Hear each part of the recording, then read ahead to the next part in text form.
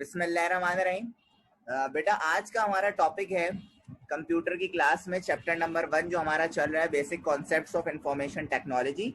और वो चैप्टर बिल्कुल अपने आखिरी मराहिल पे है। ठीक है, बिल्कुल आखिरी के हमारे टॉपिक्स चल रहे हैं। उसके बाद इंशाल्लाह हमारा चैप्टर नंबर 1 खत्म हो जाएगा। क्योंकि चैप्टर नंबर 1 बहुत लॉन्ग था और इम्पोर्टेंट भी था, इससे काफ़ी चीज़ें आपके एग्जाम में भी आती हैं। मेरी आप सबको बेटा सजेशन है कि आप लोग लाजमी अब जो है वो फर्स्ट ईयर की 10 ईयर को खरीद लीजिए, कंप्यूटर साइंस की 10 ईयर को खरीद लें आप सब। अच्छा जी, तो अब हम टॉपिक स्टार्ट कर रहे हैं। टॉपिक हमारे पास है यूनिट्स ऑफ मेमोरी। ये टॉपिक हमने क्लास 9 में भी पढ़ा था। यूनिट्स ऑफ मेमोरी मतलब मेमोरी को मेजर करने के लिए, मेमोरी को एक्सप्रेस करने के लिए कुछ यूनिट्स होती हैं।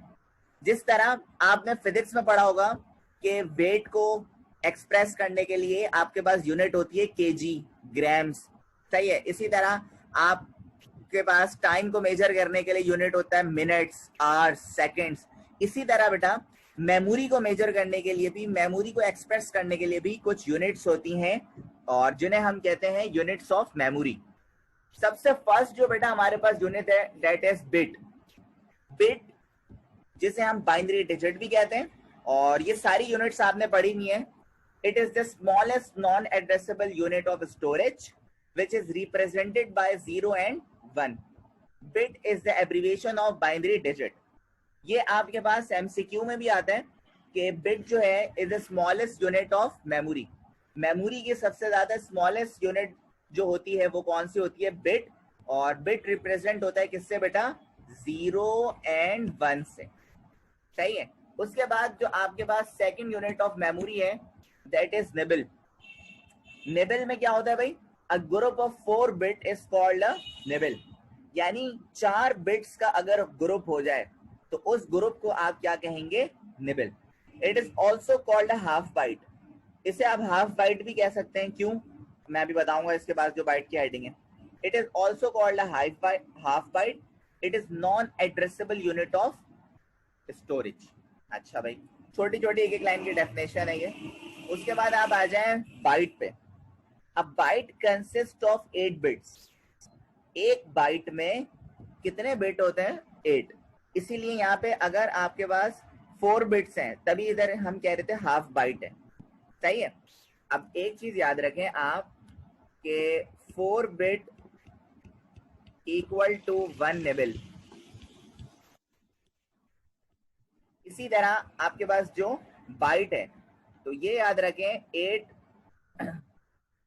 Bit equal to 1 bite.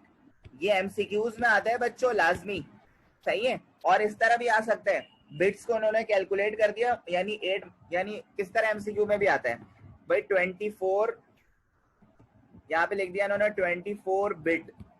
बताओ ये कितने बाइट के बराबर है? तो आप क्या लिख दोगे? 3 बाइट लिख दोगे, सही है। 8 से डिवाइड कर दोगे। तो ये इस तरह के एमसीक्यू के लिए आप लोग रेडी रहिएगा। उसके बाद आ जाए किलोबाइट। किलोबाइट को हम केबी भी कहते हैं। तो किलोबाइट भी आपके पास मेमोरी की एक यूनिट है। Kilobyte is the big unit of the memory represented by KB which contains 1024 bytes। 1 kilobyte equal to 1024 byte. देखें ये किलोबाइट जो है, अभी तक हमने जितने भी मेमोरी पढ़ी, अभी तक जितनी भी पढ़ी, यानी प्रीवियस वाले से कंपेयर कर रहा हूँ, उसमें सबसे बड़ी है किलोबाइट। यानी 1 किलोबाइट में कितने बाइट्स होते हैं? 1024 बाइट्स मौजूद होते हैं। और 1 बाइट इक्वल होता है किसके? 8 बिट के, सही है बच्चों।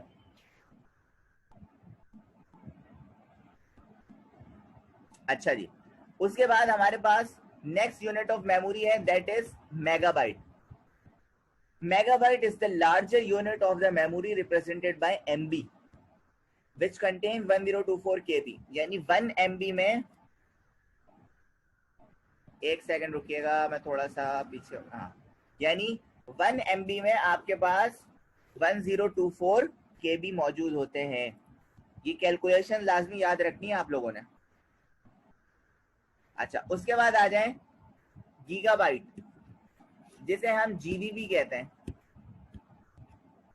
Gigabyte is the largest unit of memory represented by GB which contains 1024 MB.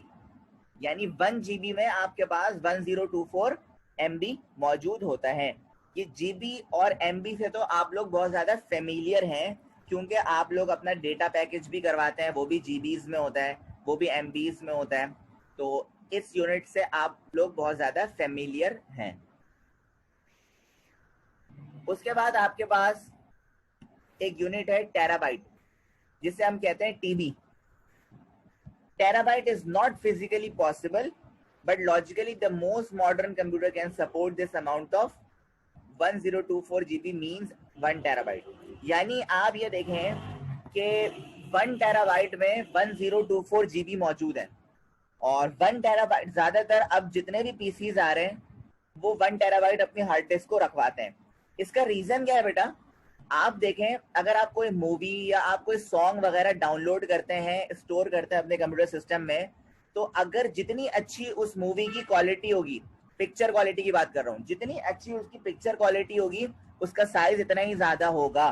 For example आप देखें, आपके मोबाइल का रिजल्ट जितना अच्छा होगा, जितना अच्छे मेगापिक्सल का होगा, उतनी ही आपकी इमेज क्या लेगी, साइज लेगी।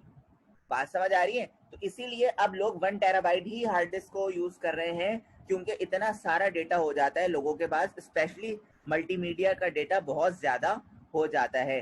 तो ये आपका टॉपिक था यूनिट्स ऑफ मेमोरी। और यूनिट्स ऑफ मेमोरी में एक और चीज है जो नई है आपके लिए, दैट इज वर्ड। ये जो वर्ड है ये भी एक यूनिट ऑफ मेमोरी है, और 1 मार्क के लिए ये डेफिनेशन आती है एग्जाम में आपके पास। अब देख लो ये वर्ड होता क्या है।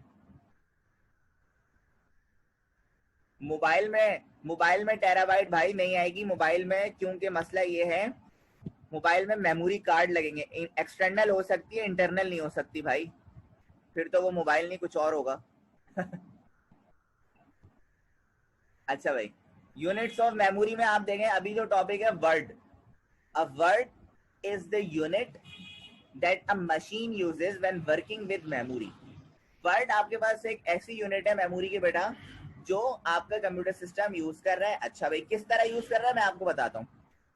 For example, on a 32-bit machine the word is 32-bit, and on a 64-bit is 64 bits long.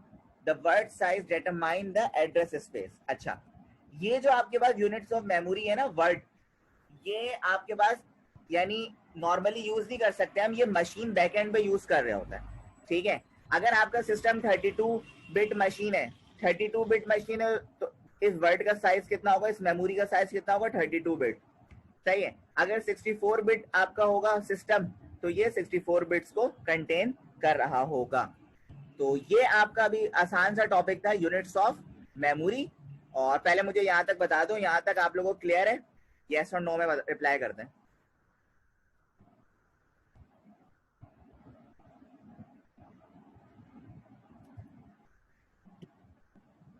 Okay Abu Bakr, okay Hasan.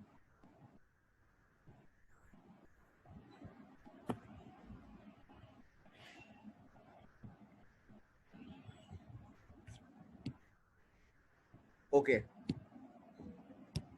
अच्छा जी, यूनिट्स ऑफ मेमोरी के बाद जो हमारा टॉपिक है, एक और आसान सा टॉपिक लेकिन लेंदी है थोड़ा सा, सॉफ्टवेयर। सॉफ्टवेयर के बारे में आप लोग जानते हैं, लेकिन और जान लें थोड़ा सा, इसमें कुछ चीजें नई आपको नजर आएंगी आगे जाके सॉफ्टवेयर के टॉपिक में। अच्छा जी, सॉफ्टवेयर में बात करते हैं। कंप्यूटर सॉफ्टवेयर और just software is a collection of computer programs and related data that provides the instruction for telling a computer what to do and how to do it. Computer software collection of computer programs है। यानी अगर आपके दिमाग में software आ रहा है तो आप ये याद रखें, सॉफ्टवेयर का मतलब है बेटा set of programs.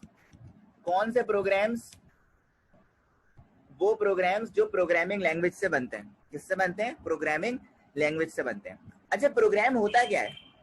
For example, आप अभी बैठे बैठे सोच रहे हैं कि यार मुझे क्लास खत्म होने के बाद, अपने ब्रेन में आपने प्लान बनाया, एक प्रोग्राम बनाया कि यार मुझे अभी जो है क्लास खत्म होने के बाद मुझे जो है वो दोस्तों से मीटअप करना है और मुझे दोस्त के घर जाना है।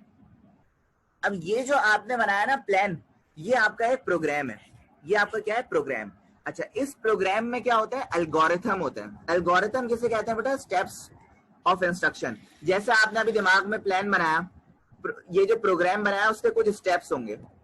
स्टेप नंबर 1 क्या है भाई, स्टेप नंबर 1 ये है कि मैं उठूंगा, बाइक स्टार्ट करूंगा, ठीक है। उसके बाद स्टेप नंबर 2 ये है मैं पेट्रोल डलवाऊंगा। स्टेप नंबर 3 क्या है, मैं उसके घर पहुंच जाऊंगा। तो ये जितने भी स्टेप्स हैं, इन स्टेप्स को कहते हैं एल्गोरिथम। इन स्टेप्स को क्या बोलते हैं बेटा, एल्गोरिथम। और ये एल्गोरिथम, ये जो प्रोग्राम्स हैं ये एल्गोरिथम पे ही बेस्ड होते हैं। किस पे बेस्ड होते हैं, एल्गोरिथम पे ही बेस्ड होते हैं। और इन प्रोग्राम्स के कलेक्शन को क्या कहते हैं हम, सॉफ्टवेयर कहते हैं। सही है। ये तो आपके पास सिंपल सी डेफिनेशन है कि भाई सॉफ्टवेयर एक ऐसी चीज है जो किसी भी मशीन को इंस्ट्रक्ट करे कि what to do and how to do, कैसे करना है और क्या करना है, उसे कहते हैं सॉफ्टवेयर। लेकिन ये सॉफ्टवेयर बेस्ड करता है किस पे, प्रोग्राम्स पे। और प्रोग्राम्स किस पे बेस्ड करते हैं, एल्गोरिथम्स पे। और एल्गोरिथम किसे कहते हैं, स्टेप्स ऑफ इंस्ट्रक्शन को कहते हैं। ये बात मेरी याद रखिएगा आप। अच्छा, उसके बाद आपके पास मुख्तलिफ सॉफ्टवेयर हैं, Windows, visual basic, Microsoft word, ये सारे आपके पास क्या है, सॉफ्टवेयर के एग्जाम्पल में। और भी बहुत सारी चीजें आ सकती हैं सॉफ्टवेयर के एग्जाम्पल में, just like applications, games, multimedia softwares, ये सारी चीजें आपके पास सॉफ्टवेयर में आ सकता है। अच्छा जी, जस्ट लाइक दिस, ये आपके पास सारे सॉफ्टवेयर हैं जिसमें Google Chrome, scribe, Google talk, Yahoo, Mozilla, VLC player, ये सारे सॉफ्टवेयर्स की इमेजेस मौजूद हैं। ओके, आपने मेन चीज ये याद रखना है, ये चार्ट है सॉफ्टवेयर का। अभी 1 बाय 1 मैं डिस्कस करूंगा सारी चीजें, लेकिन आपने ये मेन चीज ये याद रखना है। अगर आप, जाहिर सी बात है आप लोगों ने मुझसे 9 क्लास में भी पढ़ा है, तो 9 क्लास में भी मैंने आपको इसी तरह का ही चार्ट बनवाया था कि भाई मेन टॉपिक आपके पास है ये सॉफ्टवेयर। फिर सॉफ्टवेयर को हमने कैटेगराइज करा है बेटा 2 चीजों में। किसमें, एक हमने कैटेगराइज करा है सिस्टम सॉफ्टवेयर में, और सेकंड हमने कैटेगराइज करा है एप्लीकेशन सॉफ्टवेयर में। अच्छा, सिस्टम सॉफ्टवेयर में हमने कौन कौन सी चीजें पढ़नी है, operating systems, language translator and service software. और एप्लीकेशन सॉफ्टवेयर में हमने कौन कौन सी चीजें देखनी है बेटा, educational software, entertainment software and business software. तो ये कैटेगराइज करने का मकसद ये है कि हमें पता हो कि कौन से ऐसे सॉफ्टवेयर्स हैं जो सिस्टम के लिए काम करते हैं और कौन से ऐसे सॉफ्टवेयर्स हैं जो एप्लीकेशंस के लिए काम करते हैं, एप्लीकेशन सॉफ्टवेयर कहलाते हैं। तो आज जो है मैं अभी आपसे डिस्कस करने वाला हूं वो है सिस्टम सॉफ्टवेयर। किसी को पता है वैसे सिस्टम सॉफ्टवेयर क्या होता है, एनीबॉडी एल्स?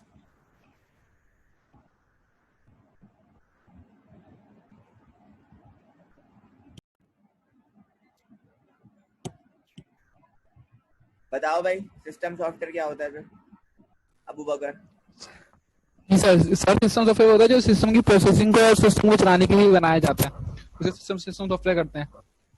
अच्छा, डिजाइन ऑपरेट को, जी, डिजाइन ऑपरेट क्या जो होता है, जी डिजाइन ऑपरेट का क्या मतलब?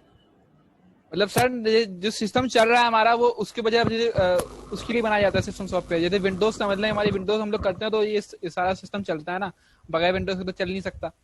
तो सिस्टम सॉफ्टवेयर को मैं एक साथ डिफाइन करता हूँ, इस सिस्टम सॉफ्टवेयर को जो है किस सिस्टम के लिए बनाया जाता है। समझ गया अबू बकर आपकी बात। हसन, ये डिजाइन ऑपरेट का क्या मतलब है बेटा?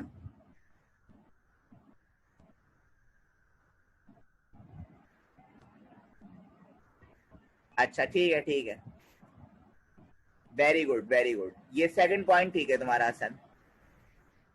अच्छा जी, सिस्टम सॉफ्टवेयर आपके पास कौन सा सॉफ्टवेयर है, बच्चों ने बिल्कुल सही कहा।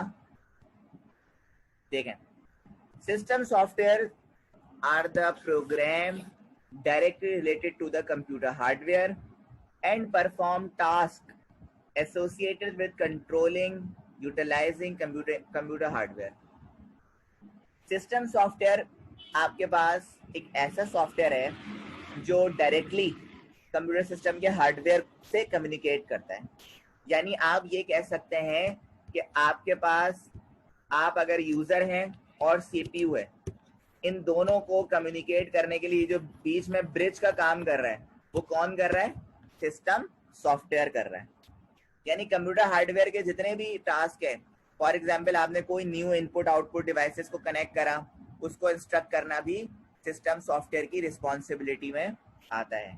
अब देखें, सिस्टम सॉफ्टवेयर को हमने कैटेगराइज करा है मुख्तलिफ चीजों में।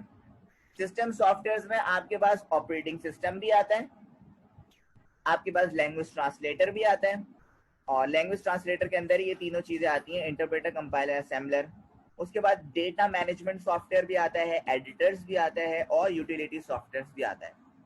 तो सिस्टम सॉफ्टवेयर इन शॉर्ट, अगर आपसे कोई पूछे कि सिस्टम सॉफ्टवेयर किसे कहते हैं, तो आप कहें कि सिस्टम सॉफ्टवेयर एक ऐसा सॉफ्टवेयर है जो कंप्यूटर हार्डवेयर को इंस्ट्रक्ट करता है। सेकेंडली, एक और मेन काम क्या करता है, मैं लिखा हुआ नहीं है, मैं लिख देता हूं, इट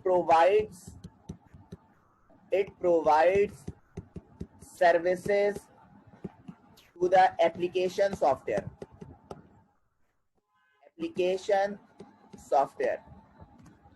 सिस्टम सॉफ्टवेयर का एक काम ये भी है बेटा कि ये एप्लीकेशन सॉफ्टवेयर को सर्विसेज प्रोवाइड करता है। अब आप खुद देखें ना, अगर आपके पास कंप्यूटर में विंडोज सिस्टम सॉफ्टवेयर ना हो, सही है, अगर विंडोज ही नहीं होगी तो आप कोई भी नया गेम, नया सॉफ्टवेयर कंप्यूटर में कैसे डाउनलोड कर सकते हैं? सही है बेटा। तो इसीलिए ये पॉइंट यहाँ पे मैं आपको बताना चाह रहा था कि सिस्टम सॉफ्टवेयर जो है वो एप्लीकेशन सॉफ्टवेयर के लिए क्या करता है? सर्विसेज प्रोवाइड करता है। अगर सिस्टम सॉफ्टवेयर ही नहीं होगा तो एप्लीकेशन सॉफ्टवेयर बिल्कुल हमारे लिए यूजलेस हो जाएगा। अच्छा, तो ये आपके पास सिस्टम सॉफ्टवेयर था। अब मजीद आगे चलते हैं, एप्लीकेशन सॉफ्टवेयर, और फिर आपको मैं क्या बताऊंगा, हाँ, सिस्टम सॉफ्टवेयर के टाइप्स के बारे में बताऊंगा। तो एप्लीकेशन सॉफ्टवेयर अब देख लेते हैं कि भाई एप्लीकेशन सॉफ्टवेयर कौन से होते हैं। Application software is developed to perform in any task that benefit from computation. It is a set of programs that allows the computer to perform a specific data processing job for the user. It directly interacts with the system software. This category includes, अच्छा अब सुनो, definition तो पढ़ दी मैंने, अब application software सुने। Application softwares वो softwares हैं जो यूजर की डिमांड पे चलते हैं, यूजर के अकॉर्डिंग चलते हैं। यानी अगर मैं आपसे कहूं एप्लीकेशन सॉफ्टवेयर के बारे में, आप ये याद रखें, यूजर्स रिक्वायरमेंट, यानी वो सॉफ्टवेयर्स जो यूजर की रिक्वायरमेंट के मुताबिक हो, that is called application software. अच्छा, इसमें आपके पास गेम्स भी आ सकते हैं, सही है, इसमें आपके पास मल्टीमीडिया के सॉफ्टवेयर्स भी आ सकते हैं, सही है बच्चों। तो ये आपके पास एप्लीकेशन सॉफ्टवेयर है। और एप्लीकेशन सॉफ्टवेयर्स में आपके पास देखें, एजुकेशनल जितने भी सॉफ्टवेयर्स हैं आपके पास, जैसे अभी हम क्या यूज कर रहे हैं, हम अभी जूम एप्लीकेशन को यूज कर रहे हैं, तो जूम एप्लीकेशन हमारे लिए क्या है? एप्लीकेशन सॉफ्टवेयर है। उसके बाद बिजनेस सॉफ्टवेयर जितने हैं आपके पास, बिजनेस सॉफ्टवेयर से मुराद आपके पास OLX है, दराज है, ये सारे जो सॉफ्टवेयर हैं ये भी एप्लीकेशन सॉफ्टवेयर। अडोब फोटोशॉप हो गया, वेब ब्राउजर्स किसे कहते हैं बच्चों? जिस तरह आपके पास गूगल क्रोम है, आपके पास मोज़िला है, इसी तरह बहुत सारे आपके पास ब्राउजर्स हैं, ओपेरा ब्राउजर्स है। तो ये सारी चीजें आपके पास एप्लीकेशन सॉफ्टवेयर में आती हैं। तो आज का लेक्चर मैं इधर ही एंड करूंगा। तो मुझे बता दो यहाँ तक आप लोगों को कोई प्रॉब्लम है या नहीं, यस और नो में रिप्लाई कर दो।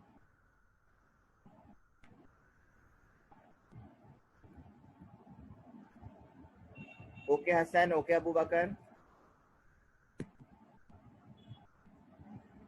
ओके बेटा, अल्लाह हाफिज, टेक केयर।